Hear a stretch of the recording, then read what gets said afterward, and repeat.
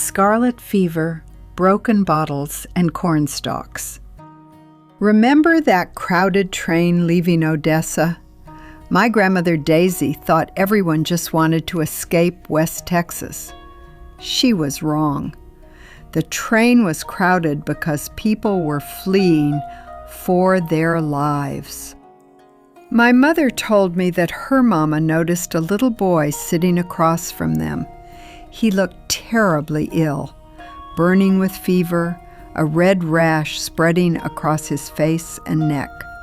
His young mother kept bathing his forehead with a damp cloth. I hope it isn't catching, Daisy thought. I don't want any sick children when we get back to Comanche. A few days after they arrived home, all 3 children got sick. Very, very sick. The doctor examined them and delivered the dreaded news: scarlet fever. Back then, there was no medicine to treat it. Many people died. The family was quarantined. No one in, no one out. The neighbors they hadn't even met yet started leaving food by the fence every day. My grandfather would walk out, pick it up, and bring it in for the family. My mother was so delirious, she didn't know if it was day or night. But years later, she told me she remembered her mama splashing cold water in her face at night to make her start breathing again. After a while, my mother and her brother Merlin recovered, but their little sister was just too sick. She went on to heaven, and shortly after, Grandpa Webb died too. By late June, the surviving children were finally feeling better. One day, my mother decided to see how high she could swing. She pushed herself higher and higher until she could almost touch the leaves above her. When her mama called that dinner was ready, she slowed down just enough to jump out. She landed on her feet and felt a sharp pain. "Oh, oh," she cried, "my foot, my foot!" Blood was pouring from the bottom of her foot.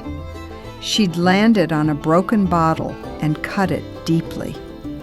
Her papa scooped her up immediately and carried her across the field to the doctor's house. Here's what my mother told me she remembered most about that day. Not the pain, not the fear, not even the doctor stitching up her foot.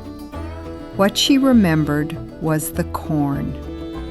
As her papa carried her through the tall cornfield, the stalks brushed against the bottoms of her feet. Even though her cut foot throbbed with pain, she couldn't help noticing how the corn tickled her good foot. On the way back, with her cut foot bandaged, Papa walked slower. And once again she felt the corn stalks tickling her good foot. I wish the bandage was off the other foot so I could feel it on both feet, she thought. She couldn't wait to tell Merlin about the corn stalks when they got home. The very next day, my grandfather took out his brand new camera and decided to photograph his wife and children. My mother protested. "But Papa, I have a bandaged foot, and it wouldn't look good in the picture." He wouldn't hear of leaving her out. So there she sits in that old photograph, in the rocking chair with her guitar, trying her best to hide that big white bandage. But you can still see it, plain as day. And you know what my mother told me? Every time she looked at that photo for the rest of her life, she smiled, because it reminded her of the way the corn stalks felt on her feet that summer day when her papa carried her through the field. Funny how our minds work, isn't it?